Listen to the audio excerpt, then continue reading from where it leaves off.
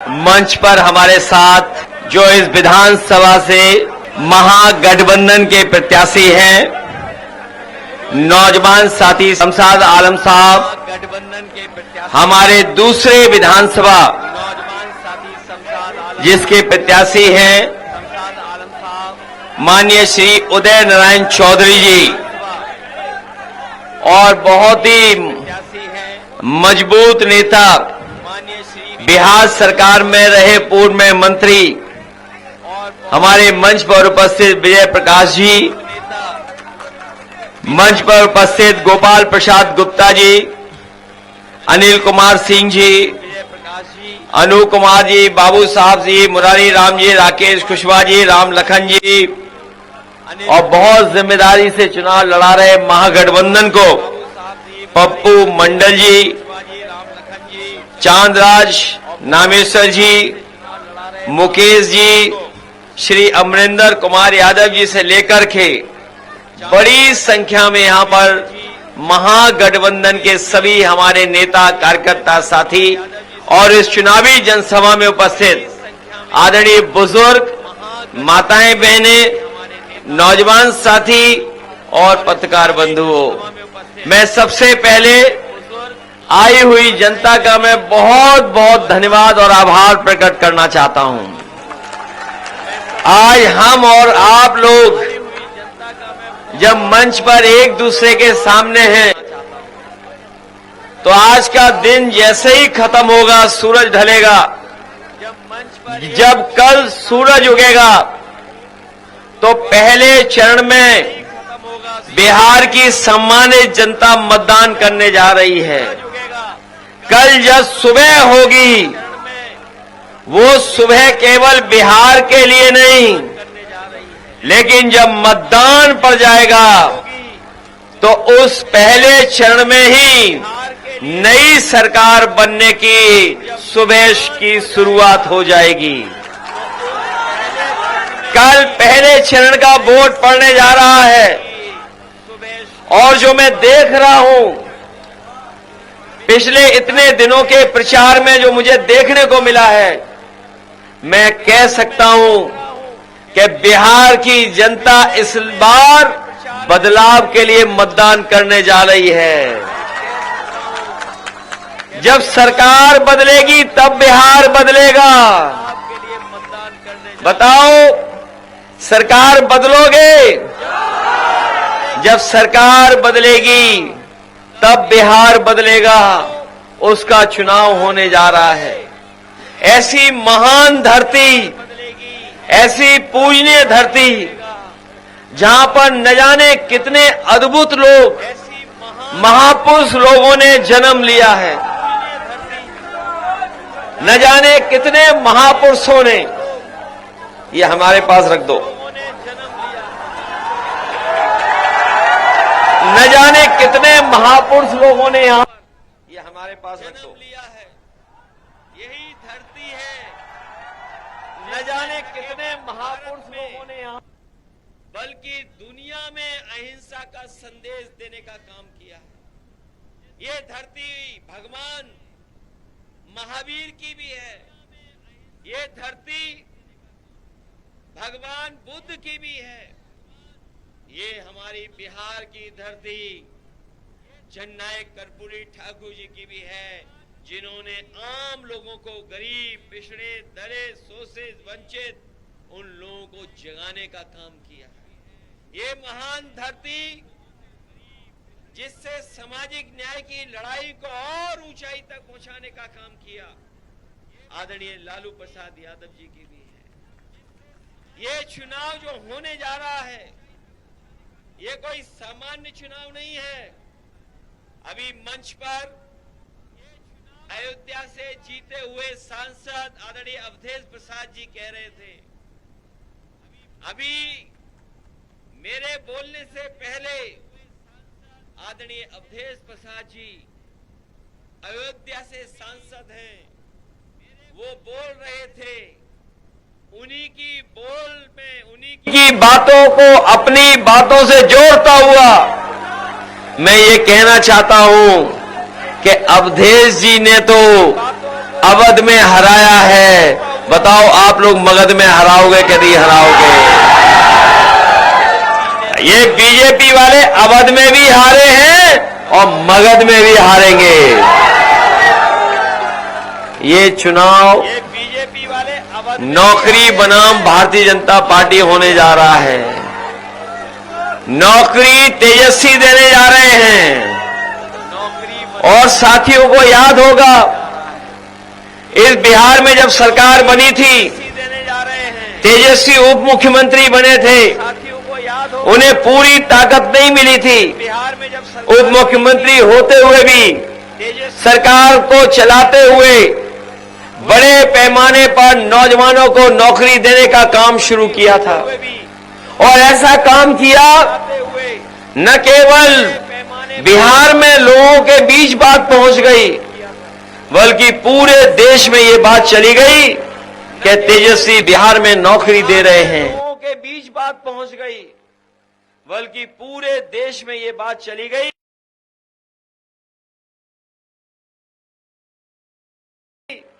कि तेजस्वी बिहार में नौकरी किया, षड्यंत्र किया, को बदल दिया। लेकिन बिहार की जनता, जिन लोगों ने सरकार को बदला, इस बार बिहार की जनता उनसे बदला लेकर के उन्हें बाहर करने का काम करेगी। ये बात तो जानते होंगे कि तेजस्वी, इस बार बिहार की जनता उनसे और अब जब उन्होंने कहा है, ये बात तो जानते होंगे कि तेजस्वी, देने का काम शुरू करेंगे, तो बीजेपी और अब जब उन्होंने कहा है, कहां से देंगे? ये बीजेपी वाले तो पूछेंगे ही, क्योंकि बीजेपी वालों के एजेंडे में कभी नौकरी नहीं रही। अगर इनके एजेंडे में नौकरी होती तो दिल्ली की सरकार में 11 साल में नौकरियां मिलने लगती। बताओ 11 साल में कितने नौजवानों को नौकरी दे दी? और ये 20 साल में जो बिहार में लगातार हैं, कभी इधर कभी उधर, कभी उधर कभी इधर, उन्होंने बताओ कितनी नौकरी दे दी है? ये कभी कभी हमारे पत्रकार साथी कहते हैं 20 साल का राज्य का चुनाव है, 20 साल के हिसाब किताब का चुनाव है। नहीं साथियों, 20 साल यहां की सरकार और लगभग 11 साल दिल्ली की सरकार, कुल मिलाकर के 30 साल का हिसाब किताब इन्हें देना है, उसका चुनाव होने जा रहा है। 30 साल का हिसाब किताब। और अब सुनने में आया है, सुनने में आया कि बिहार के लोगों को समझा रहे हैं, ये दिल्ली वाले और बाहर से आने वाले लोग, ये बिहार के लोगों को सियासत समझा रहे हैं, जबकि बिहार के लोगों ने अपने आप किस जमाने से सियासत सीखी है। ये बाहर के आकर के प्रोफेसर बिहार के लोगों को कोई नई चीज ना सिखाएं, यहाँ के लोग जागरूक हैं। ये जो बाहर के प्रोफेसर आ रहे हैं, ये जो बड़ी बड़ी बातें कर रहे हैं, इन्होंने कभी नोटबंदी भी किया था, याद है कि नहीं याद है? जिन्होंने नोटबंदी की, उन्होंने खूब सारे बंडल इकट्ठे किए थे, बंडल इकट्ठे किए थे, याद है? बंडल, बंडल तो समझते हो, जब नोटबंदी में पैसा जमा हो रहा था तो यही बीजेपी के लोग बंडल बना करके इकट्ठा कर रहे थे। बताओ सबसे ज्यादा देश में चंदा किस पार्टी को मिला है? वो उसका नाम भूल गए, किस मामले में लिया इन्होंने चंदा, कैसे कैसे चंदा लिया है? कोई बॉन्ड होते थे, कौन से बॉन्ड है वो? ये जो बॉन्ड लिए बंडलों में, इस बार न बिहार में बंडल चलेगा न बंडल बात चलेंगे। बिहार के लोग जागरूक हो चुके हैं। बताओ, इन्होंने किसानों से कहा आय दोगुनी हो जाएगी।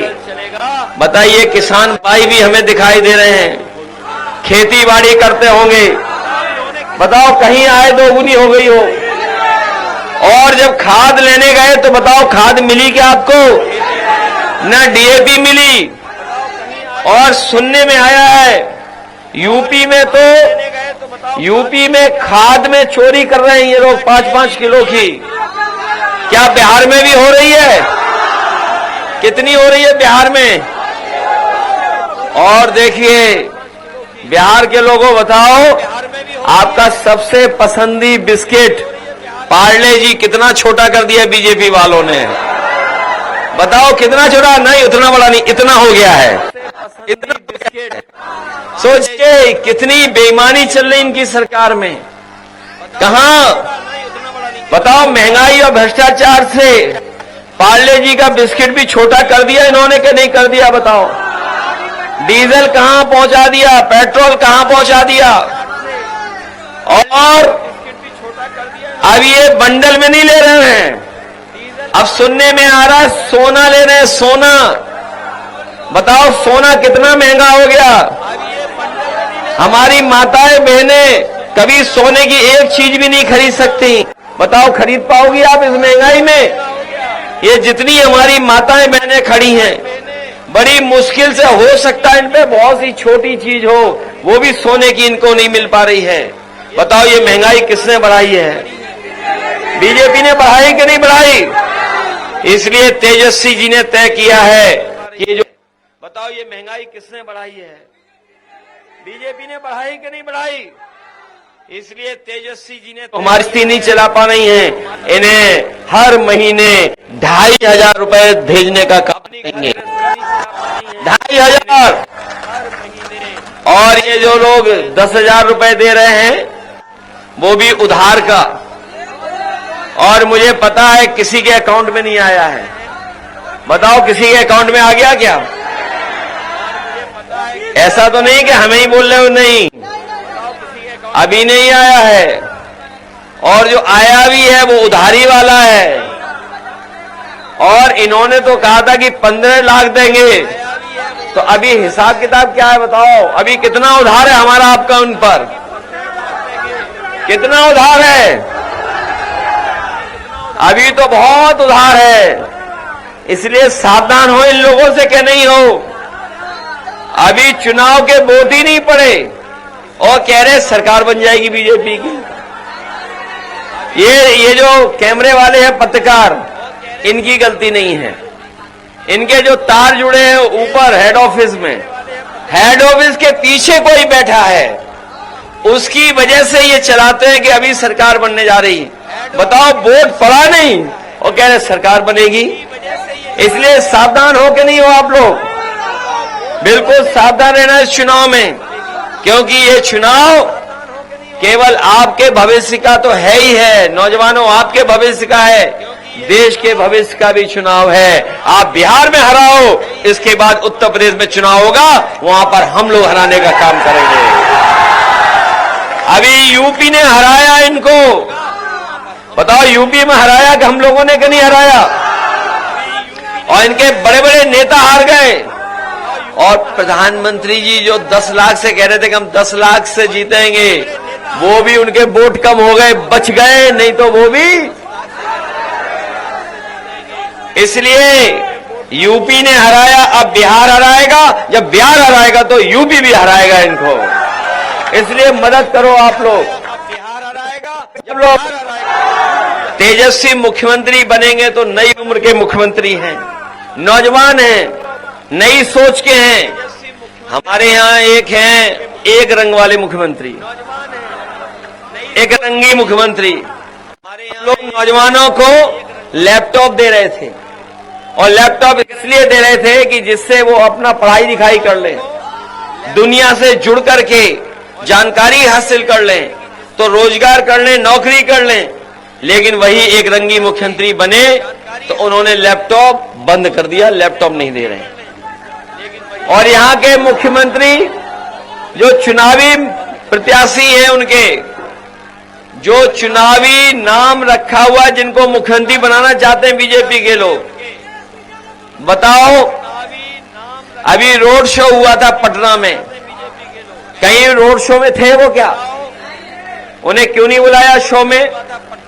और अब तो वो भी जान गए हैं कि अब वो मुख्यमंत्री बनने नहीं वाले हैं, इसीलिए जहां कहीं उन्हें मौका मिलता है वो दूसरे के गले में माला डाल दे रहे हैं।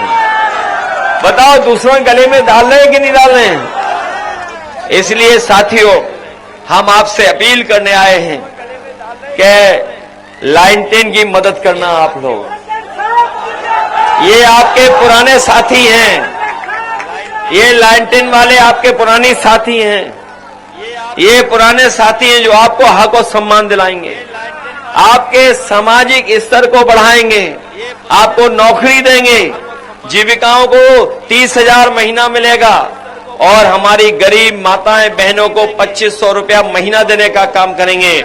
और यही नहीं, बीजेपी वालों ने जो सिलेंडर महंगा किया है, बताओ सिलेंडर की कीमत क्या हो गई है आज कितना महंगा खरीदना पड़ रहा है। तेजस्वी जी ने कहा है कि अब सिलेंडर 500 रुपए में हम अपने गरीबों को देने का काम करेंगे। और यही नहीं, कानून व्यवस्था को सुधारने के लिए भी हम उनको भरोसा दिलाते हैं और आपको भरोसा दिलाते हैं कि जिस तरीके से उत्तर प्रदेश में हम लोगों ने पुलिस की व्यवस्था की थी, 100 नंबर व्यवस्था ऐसी किया था कि अगर फोन करे कोई, तकलीफ परेशानी में हो, झगड़ा हो जाए, मेड़ के ऊपर पानी को लेकर के किसी और कारण, तो फोन मिलाने पर पुलिस आपकी मदद करने पहुंच जाती थी। आपको थाने नहीं जाना पड़ता था। सुनने में आ रहा है कि बिहार में अगर गए आप तो आपकी जेब खाली कर ली जाएगी। पहले जेब देखा जाती है कि जेब में क्या है, उसके बाद आगे काम होता है। लेकिन जो दुनिया का सबसे बेहतर था पुलिस का चलने का तरीका, वो हम लोगों ने उत्तर प्रदेश में व्यवस्था लागू की थी। और 5 मिनट में, 10 मिनट में आपको थाने नहीं जाना पड़ता था। आप फोन करते, आपके पास पुलिस आकर के मदद करती थी। वो इंतजाम भी हम लोग तेजस्वी जी को मदद करके बिहार में भी लागू कराने का काम करेंगे। इसलिए मदद करिए, हम लोगों की सहयोग करिए। आप लोग महागठबंधन की सरकार बनाइए, बनाएंगे आप लोग। अब चुनाव में कितने दिन बचे हैं बताइए? अब कुछ दिन नहीं बचे हैं और कोई भी झूठ भी नहीं बोल सकता। अब तो सब जागरूक हैं, सब लोग जागरूक हैं कि नहीं हैं? आपका वोट ज्यादा है, इसीलिए एसआईआर करा रहे थे, एसआईआर करा करके वोट काटना चाहते थे, लेकिन महागठबंधन ने लड़ाई लड़ी, वोट नहीं काट पाए। अब वोट सबका है, सब वोट डालने जाएंगे और जब सब वोट डालेंगे तो भारतीय जनता पार्टी का पलायन हो जाएगा बिहार से। बताओ, पलायन कराओगे आप लोग? पलायन कराइए, इनको बिहार से हटाइए। इसीलिए हम कहना चाहते हैं, इस बार बिहार में सौहार्द की जीत होगी, सामाजिक न्याय की जीत होगी, बाबा साहब भीमराव अम्बेडकर के रास्ते पे चलने वालों की जीत होगी, कर्पूरी ठाकुर जी का जो न्याय था उसकी जीत होगी, और लालू प्रसाद यादव जी ने जो सामाजिक न्याय के साथ साथ जो रथ रोका था बीजेपी का, इस बार बिहार के लोग फिर भारतीय जनता पार्टी का रथ रोकने जा रहे हैं। बताओ, रथ रोका गया था यहाँ पर, फिर रुकेगा एक बार रथ भारतीय जनता पार्टी का। इसलिए हम आप सबसे निवेदन करते हुए और अपील करते हुए कि बिहार के लोग नया इतिहास लिखेंगे और नया इतिहास ऐसा लिखेंगे जिसमें नया मुख्यमंत्री बनेगा तेजस्वी। तेजस्वी जी को बनाइए, आप लोग मिलके मदद करोगे, सब लोग सामाजिक न्याय की लड़ाई को मजबूत करोगे। जो लोग ताकतवर थे, जो हमारा हक और सम्मान छीन रहे थे, धीरे धीरे उनकी ताकत कमजोर हो रही है, इसीलिए साजिश और षड्यंत्र कर रहे हैं। इसलिए अब तो अवधेश प्रसाद जी भी आ गए हैं। देखिए कितना दूर से चल करके आए हैं। ये केवल अयोध्या में नहीं जीते हैं, ये अयोध्या में ही नहीं जीते हैं, ये अयोध्या में नहीं जीते हैं। जो लोग आप लोग समझते होंगे, जहां से भारतीय जनता पार्टी ने सांप्रदायिक राजनीति शुरू की, जहां से उन्होंने भाईचारे को बिगाड़ने का काम शुरू किया, भारतीय जनता पार्टी ने जहां से हिंदू मुस्लिम को अलग करने का काम किया, उसी स्थान पर उसी सांप्रदायिक राजनीति को अगर किसी ने हराने का काम किया तो आपके अवधेश प्रसाद जी ने हराने का काम किया। सांप्रदायिक राजनीति को खत्म किया है और अवधेश प्रसाद जी वहां से जीत करके पूरे देश में एक सौहार्द का और सामाजिक न्याय का संदेश देने का काम किया है। इसलिए जब ये भी आ गए, हम लोग भी आ गए हैं और तेजस्वी आपसे मांग ही रहे हैं, वोट मदद मांग ही रहे हैं, इसलिए सब लोग मदद करना। हम आपको भरोसा दिलाते हैं बिहार को खुशहाली के रास्ते पे हम सब लोग मिलकर के लेकर के जाएंगे। इन्हीं शब्दों के साथ मैं एक बार फिर अपने जो यहाँ के प्रत्याशी हैं, हमारे नौजवान साथी शमशाद आलम साहब, इनकी मदद करना। दूसरे हमारे उदय नारायण चौधरी जी हैं, उनकी भी मदद करना, इनका सहयोग करना। अभी जीत की माला तो हम पहनाएंगे ही, लेकिन लाइन 10 को मत भूलना। ये लाइन 10 पुराने जमाने की नहीं है, ये पुराने हमारे संघर्षों को याद दिलाने वाली लाइन 10 है। ये हमें सम्मान दिलाने वाली लाइन 10 है। और नए जमाने में तेल से जलाना चाहो तेल से, नहीं तो तार लगा के एलईडी बल्ब से भी जला लो। ये बीजेपी वाले कौन से प्रोफेसर हैं? ये क्या पढ़ाने आए हैं हम लोगों को? बताओ, बिहार के लोग इसमें एलईडी बल्ब लगा सकते हैं कि नहीं लगा सकते? अगर बीजेपी वाले ना लगा पा रहे हो तो हमारे पास आ जाओ, हम लगा करके बता देंगे उन्हें।